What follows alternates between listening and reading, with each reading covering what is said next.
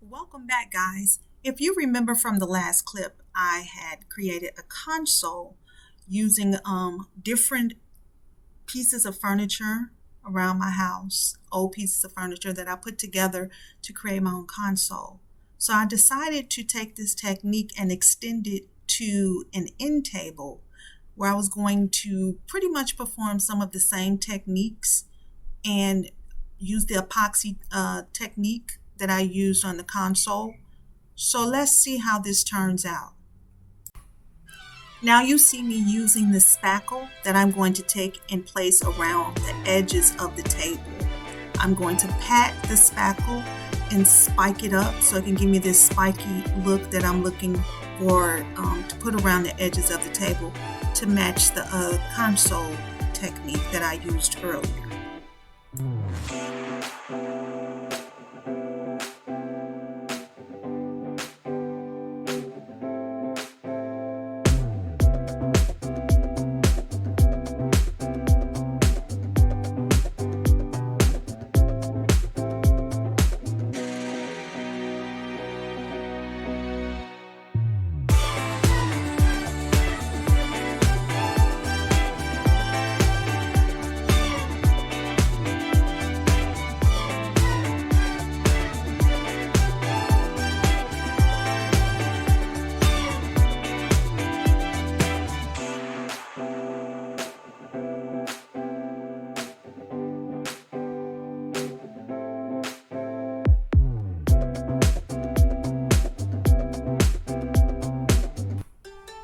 After I completely covered the edges, I went on and wiped around the inside portion so that I can clean up the spackle that was left over.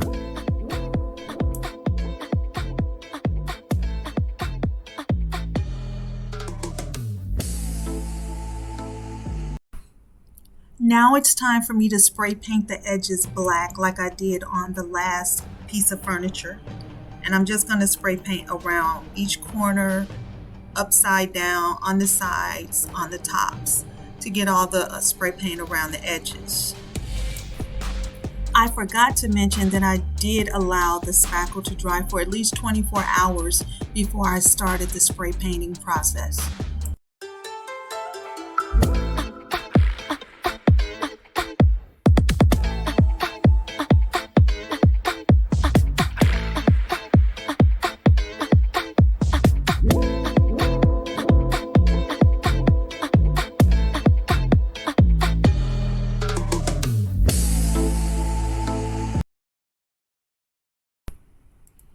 Now it's time for us to start getting everything ready for the epoxy pour. I'm getting my containers together, and then we're going to use the same epoxy resin that I used before because it didn't have any yellowing and any bubbling before. And my acrylic metallic paint that I needed, along with a brush if I have to go ahead and just brush some of the epoxy over. Now, of course, there's an A and a B with the epoxy. You have the resin and the hardener.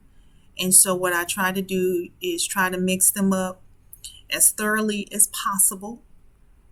And I poured it into a plastic container and I started the mixing process.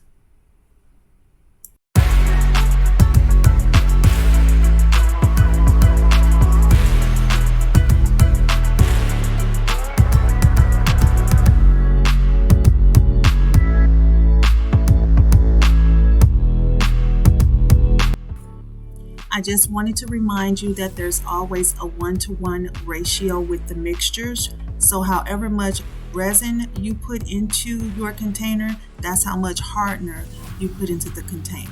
So it's always a 1-to-1 ratio.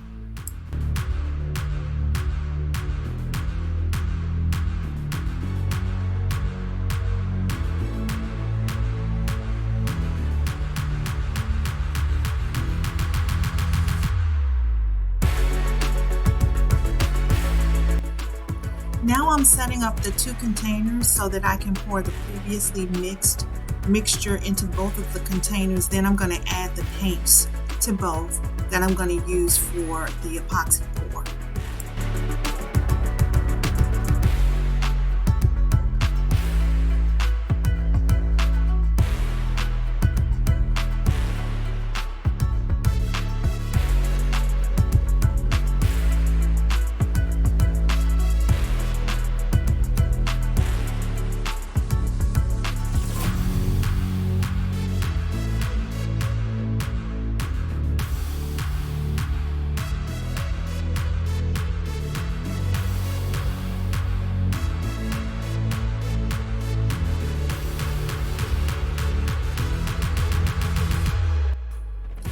once I'm done creating the mixtures, I'm going to alternate pouring them into the container.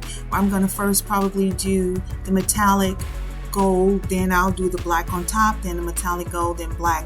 And that's how you create the different texture or the different pattern that you want to appear on your epoxy pour.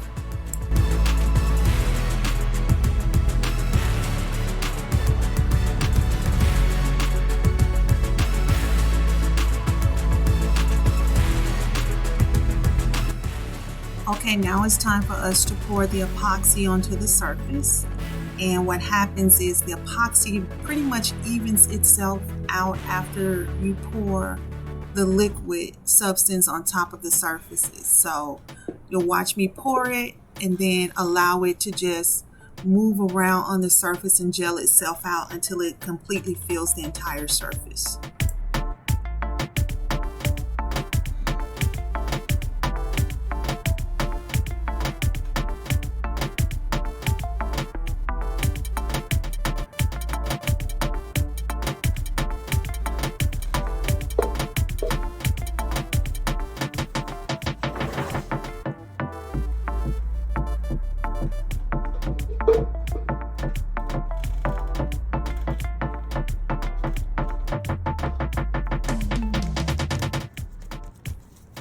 You see me taking the epoxy and applying it to the edges of the table where I put the spackle. The epoxy is going to make the spackle even harder and give it a more shiny look and appearance and make it more cohesive with the end table structure that's going on right now.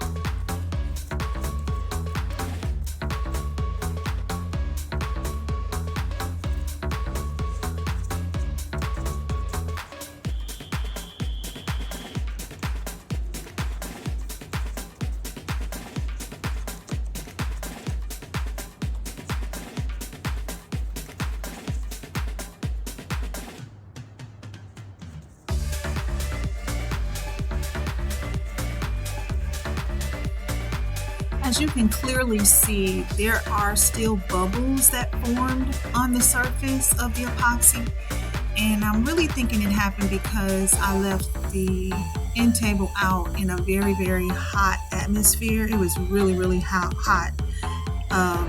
out here in Texas, over 100 degrees, and I had it in the garage, and I really believe that's why it bubbled, but it was okay. It wasn't too bad. After I put it on display, you really can't notice the bubbles. It's just that I noticed that they're there. But you know what? It still turned out pretty decent. I hope you enjoyed watching me put this piece together. Join me next time as I try to complete the living room table so it can match both the console and the end table. So like and subscribe, and I'll see you next time.